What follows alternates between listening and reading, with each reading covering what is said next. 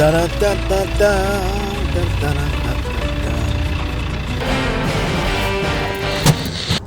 the hell? What the hell? What the hell's going on?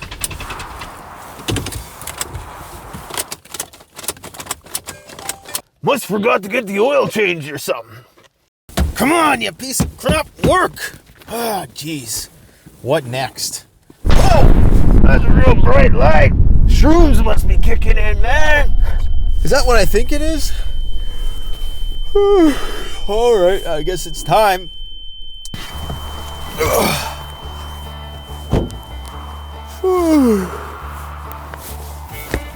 All right. Woo! Oh, well, let's get it. See what's going on here. Mr. Fix-It to the rescue. There we go. How the hell do these things work again? Leg bones connected to the shin bone. You connect your negative to your neutral to your accelerometer. First thing I gotta do is get warm. Well, it looks like I'm probably gonna be here for a while. Oh boy. First thing to do in a situation like this is I gotta have a smoke. Yeah. Woo! It's toasty. Oh no!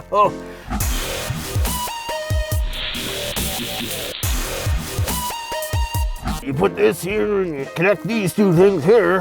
I seen this on the Discovery Channel once, so this has gotta work.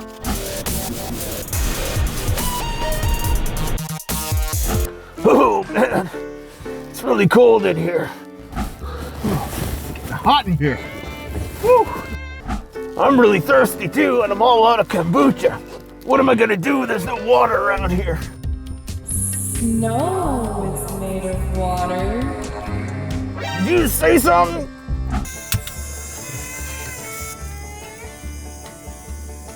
Trippy, man. She's right. Snow is made of water. Oh,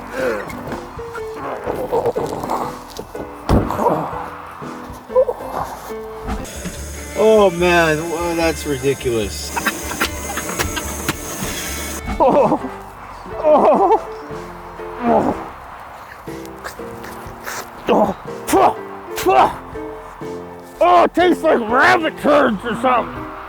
The lady lied to me. That hits the spot. Cheers, brother. I don't know how much longer I can last out here. I better check the internet to see if there's any information about this predicament. One of my greatest fears as Oh, not this guy again. The great Canadian prepper. More like the great fearmonger. Oh yeah, this is my favorite part of the movie. I love this, man. This being stranded in the middle of nowhere stuff ain't too bad after all. That's it. I'm giving this guy a piece of my mind. Quit scaring people. Nothing is ever gonna happen. Send. What the hell? No! No! Oh, I love this scene. This is amazing. Absolutely amazing. What's that sound, man? Sounds like a helicopter. But I think I might still be tripping. Holy cow, is that a helicopter? Is that Lenny? Ha ha! Oh! Hey! Hey, man! Help me out, man!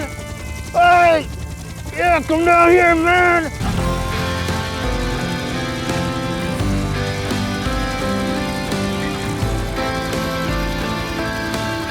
Canadian prepper, is that you? Vladimir sent me to pick you up. Hey, you old SOB, nice to see you, but I'm gonna have to get you guys to come back in 24 hours or so because I'm testing some gear down here. This apocalypse thing only happens once in a blue moon, so I gotta get the footage, gotta make a video. There's some other guy down here, but I think he'll be all right. Over. Okay, I will come back in 7 days. Don't leave me! No! No, come back!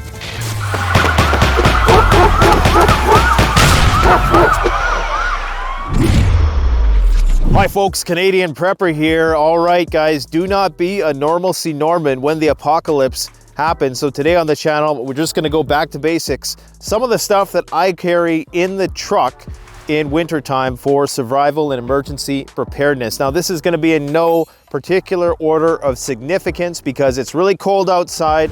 The communist cameraman and now communist camera woman are freezing their butts off. Where to start here? So we're gonna go starting with this outside panel here. Now, this is what I carry because I have a truck. Obviously, you're gonna have to scale this down if you just have a car. I have this side panel. This is an RSI Smart Cap. I've done an in-depth review of this before. I can basically carry as much as I need on this truck. One thing I do have that's smaller, and I've done a review on this before, this is a Mr. Heater Buddy. This is a little buddy. So this is a small one. This is more than enough to heat the interior of the truck cab. To power that, we have this 5-gallon propane tank. These are very convenient. They're not as big as the full-size propane tank, but they're a nice size because you can kind of have it in your vehicle all the time. It doesn't take up an inordinate amount of space. And the problem with the smaller propane canisters for using those Mr. Heaters is that they only last 4 to 8 hours. So something like this will last you if you ration it and if you position your vehicle towards the sun in the appropriate way that we're going to show you, can last you 2 or 3 days even if you ration it well in terms of keeping your body warm. And when you pair it with your sleeping bag. So I just have a goose down sleeping bag here. Any sleeping bag will do. I have a way to get water, okay? So this is just an isobutane stove. It's a jet boil. There's MSR isobutane stoves. They're very efficient. So this right here can melt a lot of water. My only recommendation is when you are scooping your snow into the cup, because you're only gonna get about 10% of the volume of water that you would from snow, you wanna pack it in there nice and good. It can mean the difference between getting like this much water and getting that much water. This is self-igniting, so everything is in here, so even if I didn't have any matches, I'd still be good to go. Of course, on a more practical note, we have a air pump compressor. This is probably one of the most convenient things that everybody should try to have. It's just a mini air compressor. Takes a little while, runs off lithium power. I do have an onboard external power supply, which has its own solar panel system as well. So I'm able to recharge this. So even though it's on the exterior of the vehicle and it might get kind of cold, these lithium batteries hold their charge very well, even in cold conditions. So I'm not too worried about that. Then underneath that, we have some emergency road flares, just in case you need to get the attention of emergency services. This is just a standard military wool blanket. We do have Arcturus wool blankets at CanadianPreparedness.com. This is just a military fuel canister. This is a Scepter fuel canister. I prefer them over the metal. For starters, metal in the winter really sucks. Those gas canisters, the metal ones, can also rust. So these Scepter military gas canisters are NATO spec, and we sell them at CanadianPreparedness.com. And of course, as always, if I ever have to push somebody out, I bust out these coyote fur mitts, because you know there might come a situation where maybe help is not going to be able to come and you have to bug out. So in that situation, you're going to have to obviously leave your vehicle. Like the situation, which is very unlikely, and in 90% of the time you're going to want to stay with your vehicle. But there's going to be those rare occasions when you have no other choice but to leave your vehicle in order to get to somewhere safe, which is why one of the number one things I would recommend, a lot of people get complacent here in the winter time. Make sure anytime you are going to be driving a considerable distance, especially if it's outside the city in wintertime, don't be one of these people who tries to be Billy Badass and jumps in their truck with just their t-shirt on, you know, because you're too cool, you don't need a jacket. Yeah, you don't need a jacket because you have gas and the engine's running. But as soon as that stops, if and when it stops, you're going to be sitting there freezing, wishing you would have brought a jacket. So it sounds very obvious, but make sure if you are going out in wintertime that you're actually geared up and wearing a winter jacket. And it should be a winter jacket. Like you guys seen my video that I did, the 3 levels of winter survival clothing. Right now, this is level 2 clothing because we're between -10 and -20. If it goes down below -20, that's when I bust out my outdoor survival parka, and I'll be wearing that one all the time, just in case. Back here, we also have Survival Lilly's new knife, which we're going to be doing a review on in the future. This is the Apo 1T, okay? It's very much like a tracker style knife, a dual apocalypse knife. This is one of our best-selling knives at CanadianPreparedness.com. And then, of course, we just have the spout for the fuel container. Oh, and one of the first things every Canadian should always have on their person at all times in winter, lock de-icer. This will be a lifesaver. This could mean the difference between, you know, just a little thing like that. Keep it in your purse, keep it in your pocket. Let's go around back real quick here. So I have this cooler back here, and this is just to make a point that coolers can also be used to keep stuff warm. So if you have water that you don't want to freeze, one of the first things I would recommend is wrap it in something. That's one of the best ways. The difference between wrapping a bottle of water in a blanket or a few t-shirts and not is about 6 to 8 hours of freezing, depending on what the conditions are. But you can use a cooler like this. It doesn't have to be a Yeti, could be anything. Yetis are good to keep in the heat as well as keep things cool. And don't forget your flamethrower. Everybody needs one of these. You guys know this is my favorite axe. I use it all the time. Unfortunately, we're not getting any Hultafors Wetterhall axes in stock yet, but this is just the beauty of an axe. We have our KATANABOY. We have a metal shovel with a scoop, but it also has a bit of a spade and a sharp blade so that when, you know, if and when you do run into some dirt or some heavier, more coarse material, you can penetrate that. Of course, we have our bug out roll here. So in the bug out roll, this is just to give you a few more ideas, okay? So we have our emergency blanket, just some toiletries, mini survival guide, candles, our fat rope stick. The best fire starters in the world come from Pro Camp Tech, okay? The ultimate fire tinder and the fire plugs. Guys, you gotta get some of this stuff for your emergency kit. It's just amazing stuff. We've done reviews on it. It literally lights underwater, like it's amazing stuff. We have some Zippo hand warmers, Titan Stormproof matches, some alcohol heater, just in case, you know, everything else fails, some battle cord. Everything you'll notice here is high vis, because we're not trying to be Rambo here. We're just trying to survive, right? We have our orange hybrid light, peak refuel, a couple packs. We also have some emergency ration bar within here. We have our ice pick. We have some more emergency flares. We do have our booster cables, a heavy duty emergency blanket built to be used many times over, and just another backup knife, some reflective material in case we need to get the attention of emergency services or if there's an accident or something like that. So everything high vis.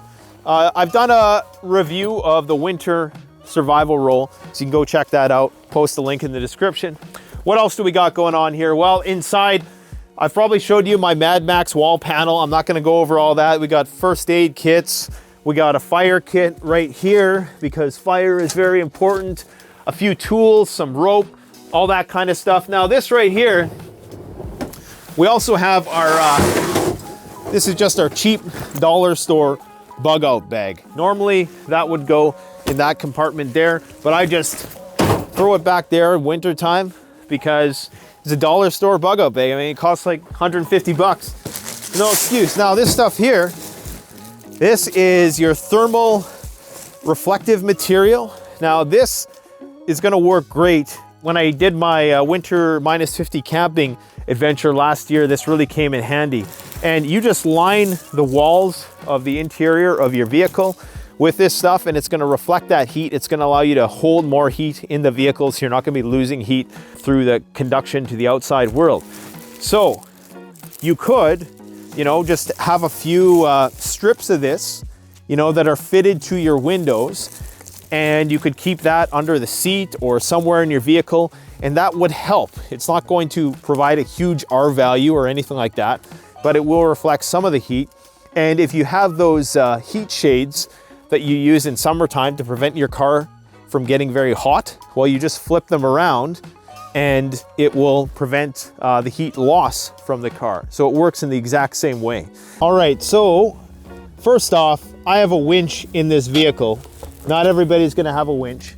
And it's a remote control winch, which is cool. And when you need a winch, boy, do you ever need a winch. I know a lot about that. Now, this is a portable lithium jump starter. Probably one of the first things that everybody should have in their car. That way you never have to use your booster cables. So would highly recommend Noco Boost, very durable brand. It also doubles as a smaller battery pack. Just keep an extra lighter in there, and my Catula micro spikes, because guys, if you ever have to pull somebody out, or if you ever have to push somebody out, I should say, having good traction devices can mean the difference from getting, leverage to no leverage at all. So these are Catula micro spikes, super heavy duty. If you got tire chains, which is another thing you probably should get if you got a big truck, get yourself some tire chains. We did a video on that last year. Oh, and just a little secret thing I got back here, night vision, because why not? You just never know. We got all kinds of stuff, that you probably don't need to see. We got block and tackle, which is brand new, and I've never had to use it, thank God. I've had to use my winch a lot, but block and tackle is for situations where there isn't a place directly in front of you that you can winch up to, and you have to, create an elaborate system of pulleys in order to get yourself out of a jam. Here we just have a little saw, some random tools. I have a toolkit underneath here, and then we also have a tire repair kit. I also have a portable power system on deck here. This is just one of the many portable power systems I got. This is the Zender, I think it's the M1, but it's a smaller one. It's very much like the Energy Kodiak. It's a 1 kilowatt hour battery pack, puts out about 1,000 watts, nothing major, just for small electronics. And I can power that with this solar panel right here, which plugs right into there, no problem. So that's basically what we got on the inside of the vehicle. All right, so the thermal reflective liner, when you have a situation like this where this is ideal, if you still have enough gas in your tank, or you're able to position your vehicle in such a way that the sun is still able to enter the vehicle, that is, the largest window is pointed towards the sun. In wintertime, you have the advantage that typically the sun is not high up in the sky.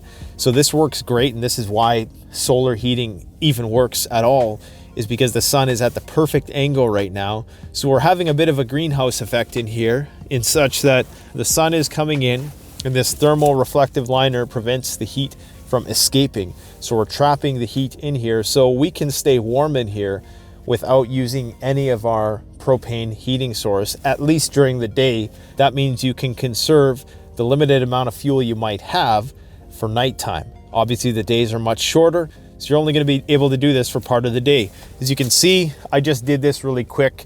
If you had all day and you had nothing better to do with your time, like just try to survive and not die from exposure, then you could probably do a much better job than this. This is why you should always have duct tape in your car if you are going to be carrying some of this thermal reflective wrap. And another thing that you should probably consider is make sure you have a lot of gas. Make sure you're always above half a tank, okay? Because you just never know. Because your car's engine, you may be stuck, but as long as you have gasoline in your car will run idle for days, especially if you have a full tank of gas. And that's something to consider. You can use the heat off the engine. And so everybody already has a built-in heating system in their car. The idea is that your car might not start. That's why you might need some of these backups that we've talked about today. I've done all kinds of videos on how to stay warm if you don't have any of this stuff. There's psychosomatic methods that you can use. There's ways that you can maximize heat retention and minimize heat loss to conduction. convection, evaporation. I'm gonna post a list of those videos in the description section below. So if you guys want any of the products that I talked about in today's video, go and check out the links in the comment section below. They are affiliate links, and a lot of its stuff goes to our website. It helps support the channel, and it helps that communist cameraman pay off all the student loan debt that he racked up getting that useless fine arts degree. All right, guys, thanks for watching. You take care. Canadian Prepper out. The best way to support this channel is to support yourself by gearing up at CanadianPreparedness.com, where you'll find high-quality survival gear at the best prices, no junk, and no gimmicks. Use discount code PREPPINGGEAR for 10% off. Don't forget, the strong survive, but the prepared thrive. Stay safe.